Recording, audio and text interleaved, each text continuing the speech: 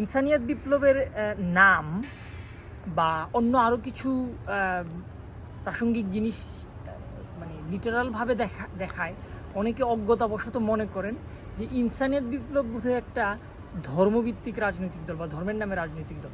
জিনিসটা মোটেও তাই না, বরং ইনসানিয়াত বিপ্লব মনে করা না করার জন্য না, আসলে মানে ধর্মের নামে রাজনৈতিক দল বা ধর্মবাদী রাজনৈতিক দল কোনো ধর্মের পক্ষের কাজ হইতে পারে না। বিশেষত ইসলামের কথা যদি বলি, ইসলামের নামে রাজনৈতিক দল আসলে ইসলামের রাজনৈতিক দল না। ইসলামের নামে রাজনৈতিক দল গঠন করা প্রথমত ইসলাম বিরোধী, ইমান বিরোধী, এবং ইনসানিয়াত বিপ্লবের প্রতিষ্ঠাতা ইমাম হায়াতুল্লাহ রহমার মতে মূলত ইসলামকে জবাই করা, ইসলামকে ছিনতাই করা ইসলামের নামে রাজনৈতিক দল গঠন করলে। কেন, কীভাবে, এটা নিয়ে সংক্ষিপ্তভাবে আমি কিছু কথা বলবো। যে ধর্মের নামে প্রথমত রাষ্ট্র একটা এজমালি জিনিস, রাষ্ট্রে সব ধর্মের মানুষ থাকবে, এটাই স্বাভাবিক, সব মত পথ সব জাতীয়তার মানুষ থাকবে। তো একটা রাষ্ট্রকে যদি আপনি একটা ধর্মের নামে ঘোষণা করে দেন, মানে প্রথমত যেই জিনিসটা হয়, যদি মানবিক সেন্স থেকে দেখি, বাকি ধর্মের মানুষরা এখানে ইনফেরিয়র হয়ে যায় অটোমেটিক্যালি। ইসলামে কখনোই কোনো মানুষকে এজমালি কোনো ব্যাপারে ইনফেরিয়রিটি করা হয় নাই। আমি মানে এইটা একেবারে চ্যালেঞ্জ করে বলছি। আমরা যদি ইসলামের প্রথম যে রাষ্ট্র ব্যবস্থার যেই দিক দিশা আমরা যেখানে পাবো, সেটা হচ্ছে মদিনা সনদ। আমরা যদি মদিনা সনদের দিকে খেয়াল করি, কোথাও মদিনা সনদের টোটাল ধারাটার মধ্যে কোথাও ইসলামের রাষ্ট্র এই কথাটা নাই। আপনি যেটা দেখবেন যে সেখানে বরং এই রাষ্ট্রের সবাইকে একটা কম হিসাবে উল্লেখ করে সেখানে বলা হয়েছে যে এখানে সব মানুষ সমান সুযোগ সুবিধা পাবে এবং সবাই যার যার নিজ নিজ ধর্ম প্রচারের জন্য সমান সুযোগ সুবিধা পাবে।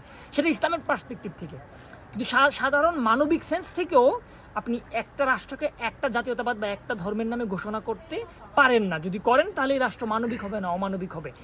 এইটা একটা জিনিস, যে মানে সাধারণ পার্সপেক্টিভ থেকে যদি আমরা চিন্তা করি। এছাড়াও পবিত্র কলেমার দিক দিশা যদি আমরা নিই, পবিত্র কলেমাতে যেটা লা ইলাহা ইল্লাল্লাহ মুহাম্মদ রাসূলুল্লাহ সাল্লাল্লাহু আলাইহি ওয়াসাল্লাম, এইটার যে রাজনীতি, যেটা এটার নাম খেলাফতে ইনসানিয়াত। কীভাবে আপনি যখন বলেন যে আল্লাহ ছাড়া কোনো মাবুদ নাই, রাষ্ট্র ক্ষমতার বলে আপনি অন্য কারো উপর অন্য কিছু চাপাই দিতে পারেন না। আপনি যখন বলেন ইসলামের রাষ্ট্র, এই কথাটা বলার মাধ্যমে যে জিনিসটা মানুষ করতে চায়, যে নিজের ব্যক্তিগত মতবাদ, নিজের আইডিওলজি, বিশেষত ওয়াহাবিজম, যেটা আমরা আল আরবে দেখতে পাচ্ছি, ওয়াহাবিজম মানে সৌদি গোত্রবাদ ইসলামের নামে চাপাই দেওয়া হচ্ছে, বা ইরানের শিয়াইজম, এটা একটা ব্যক্তিগত মানুষের একটা কুফরি মতবাদ। এইটাকে সে ইসলামিক রিপাবলিক অফ ইরান কথাটা বলার মাধ্যমে তার নিজের শিয়াইজম, এক্সট্রিমিজমটা বাকি মানুষের উপর জোরপূর্বক চাপাই দিতে চায়, যেটা বাংলাদেশে জামাত ইসলামীরা করছে। জোরপূর্বক ইসলাম চাপাই দেওয়ার যে আইডিয়াটা মূলত ইসলামের নামে রাষ্ট্র বা ধর্মের নামে রাষ্ট্র থেকে আসে। তো এইটা প্রথমত ইসলামের বিপরীত, এইটা অ্যাট দ্য সেম টাইম মানে মানবতার বিপরীত, এটা রাষ্ট্রেরও বিপরীত। রাষ্ট্রের যে সংজ্ঞা, রাষ্ট্র কী, কোনো একটা রাষ্ট্র কোনো একটা স্পেসিফিক দলমত পথপথের হইতে পারে না। যদি হয় এটা কারো বাড়ি ঘর, এটা রাষ্ট্র হয় না ভাই। রাষ্ট্র একটা ন্যাচারাল জিনিস, একটা পলিটিক্যাল নাম অফকোর্স, বাট যেহেতু একটা দেশকে নিয়ে, একটা ভূখণ্ডকে নিয়ে, মূলত সমগ্র দুনিয়াটাই একটা রাষ্ট্র, দুনিয়াটাই একটা দেশ। কিন্তু আমরা নিজেদের বিভিন্ন স্বার্থে, বর্ডারের কারণে, মানে জাতীয়তাবাদী মনস্তাত্ত্বিক আইডিওলজির কারণে সেটাকে ভাগ করা হয়। সেটা নিয়ে অন্য আরেকটা কথা বলা যাবে অন্য ভিডিওতে। বাট এই যেটাই হয়েছে সেটা একটা এজমালি জিনিস। রাষ্ট্র বলতে যেটা বুঝি, এটা এজমালি জিনিস, সার্বজনীন, সবার জন্য। সুতরাং এই রাষ্ট্রে যারা থাকবেন, যারা সরকারে থাকবেন, তাদেরকে সার্বজনীন হইতে হবে। স্পেসিফিক একটা একক ধর্মের নামে হইলে হবে না, এটার তখন রাষ্ট্র হয় না।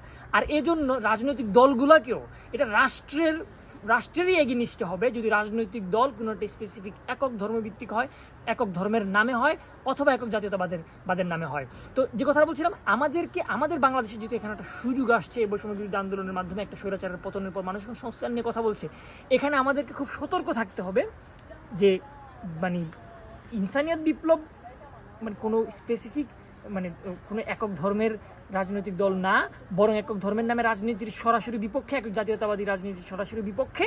এবং সেটা ইনসানিয়াত বিপ্লব বিরুদ্ধে বলে কথা না, এইটা আসলে ইসলামেরও বিরুদ্ধে, ধর্মেরও বিরুদ্ধে, মানবতারও বিরুদ্ধে।